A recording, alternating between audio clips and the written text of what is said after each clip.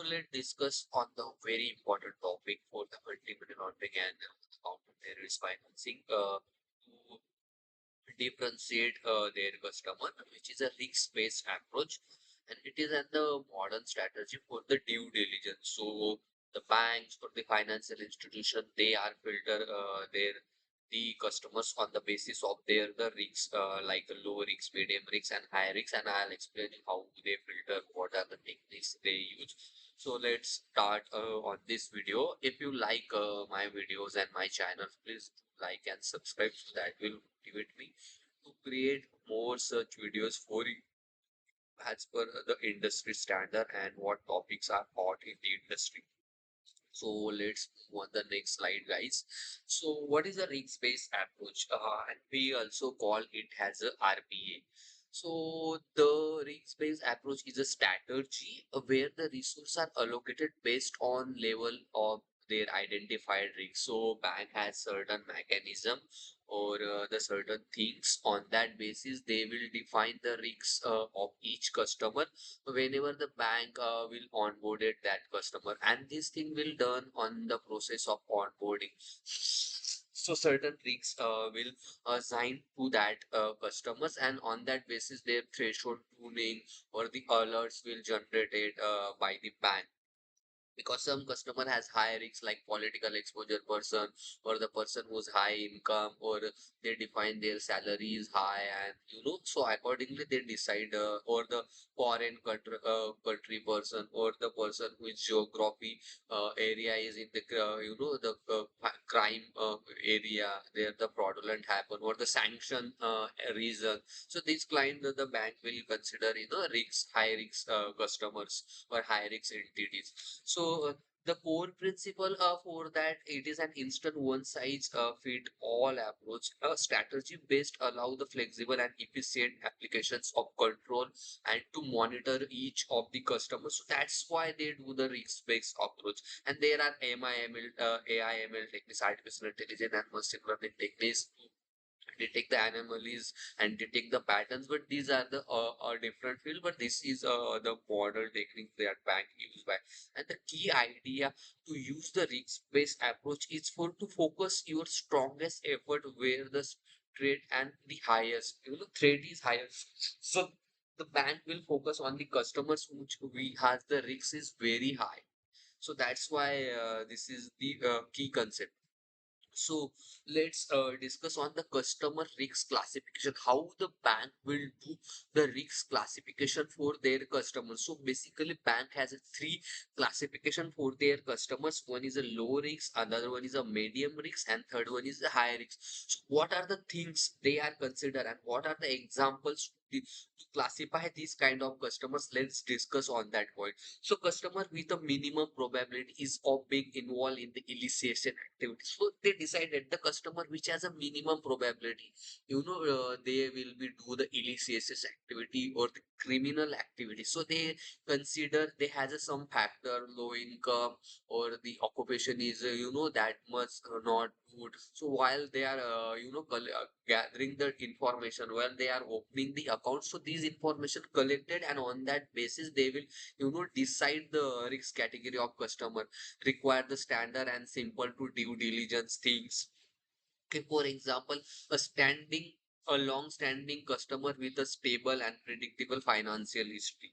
Okay, these are the low risk categories customer. But suppose in case of the medium risk customer, so customer with some factor that could push the moderate risk of that customer, the income of that customer, or the industry where that customer in working, or the government sector in which that customer is working, but it is not on the high level. Okay, it's not the top management or the political person, but that the factors that indicate that he or she is a medium risk customer. Okay, require the standard due diligence and enhance the monitoring capability of the system. So that's the financial institution or the bank will categorize that customer as a medium risk customer. And then the for example the new customer from known and low risk jurisdiction part in that customer. So these customer they are categorized as the medium risk customer and high risk customer. It is a very important thing and highly monitor customer, continuously tracking their information. So these are the high risk customer for the bank. The customer with high probability of being involved in the illicit activities. The customer, the bank thinks that client has high chance to do the financial crime or to be a part of the financial crime.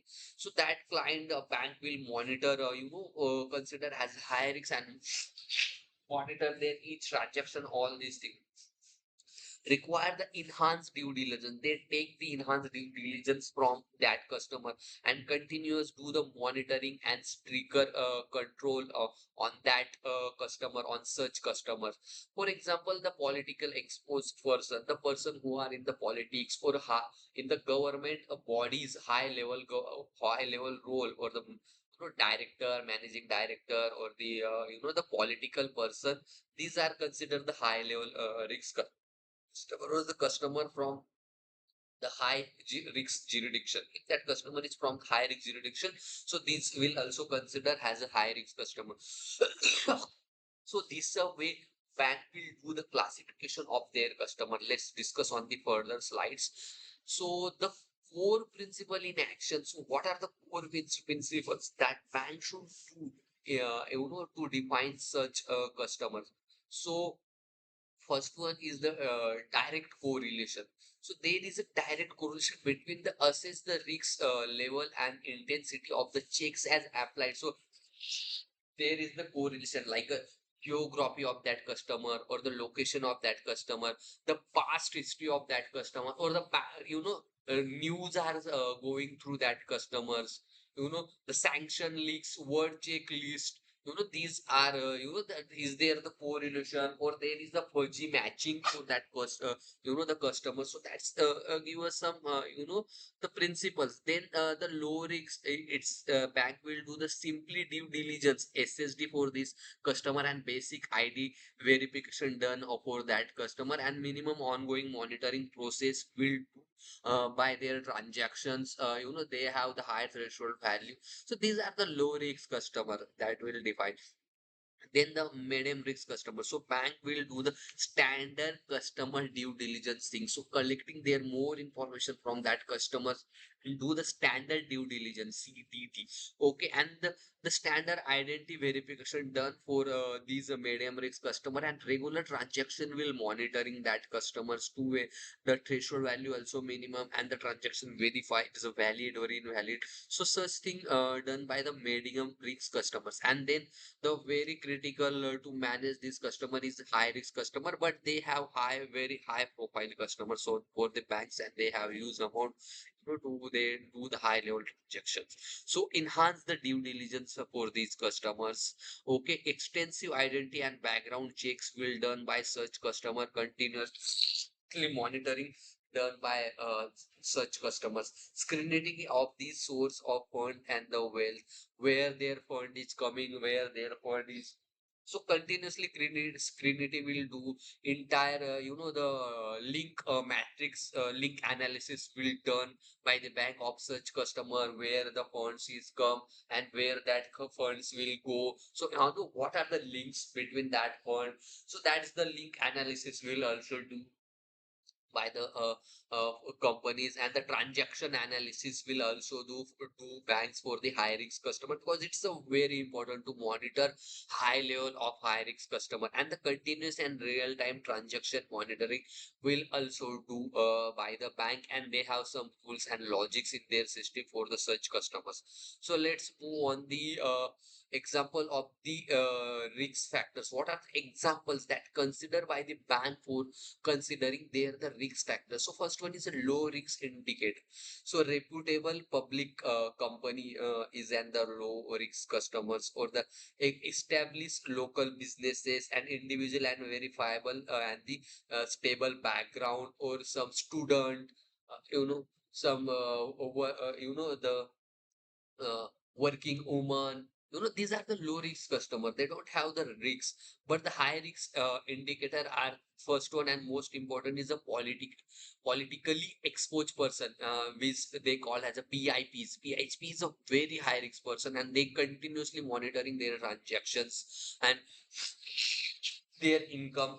The PIP person, the customer from high risk and the sanctions country. If they onboarded some customer, these are belongs to high risk and the sanction country. So these also consider bank as the high risk indicator for that customer. And the complex corporate structure with unclear ownership, if the corporate structure or that company organization is very very unclear, and the very huge and the complex. So these things they also consider as a high risk. And the unusual and large scale transaction with no clear economic purpose, if such kind of transaction done by customers, or they do unclear view, and they don't have the why they did that transaction. So these customers also they consider as the high risk customer.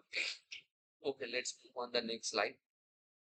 The benefits of rule based the risk based approach for the banks. What are the benefits of risk based approach for the bank? So first, it will efficiency, increase the efficiency. Then it will allow bank to focus on high on the the high risk customer. It will adaptability is very good, and the regulatory compliances that will satisfy. So the efficiency, resource are more effectively reduce time and the cost. And the high risk category, they will apply more resource as compared to the low risk category. The resource optimization will increase from the risk based approach. And the focus allow institution to concentrate their effort on their area and greatest the risk. They will help us to focus on the high risk customer very well as compared to low risk customer. So the focus will divide. The low risk customer is low, medium risk customer is medium, and high risk customer is medium, and do the continuously monitoring their transactions. So that will increase their the focus. And adaptability, the approach can be tolerant to specify the context and evolving threats. Where adaptability continuously, the system or the functional efficiency will increase from to applying the risk-based approach. And the regulatory compliance is the key requirement for modern anti-money laundering and counter-terrorist financing framework will satisfy. So the financial intelligence units, or the FinSafe will define their risks on the basis of risk-based approach. So that will help us to set the rule or the business logic in the system on the basis of risk-based approach. So the system will generate the red alert for accordingly on the basis of risk profile of that customer. So that's are the benefits of the risk-based approach. So let's conclude that the risk-based approach is not just the compliant tool, it is the strategic framework which is used by the bank. And this framework is used by the most of the bank today as of now. And it is the modern technique, and it's the continuously usable technique, because it's help to to proper utilize the resources. Okay, and it ensure that your organization is a both compliant and efficient by aligned due diligence with actual risks. So these are the conclusion we done from these the slides or these knowledge. So if you have any open questions, and if you don't understand something from my this seminar, so please feel free to ask me any open questions, and do the comments if you have any questions. I'll very happy to help you on your points. So thank you so much attending this seminar, guys. Thanks.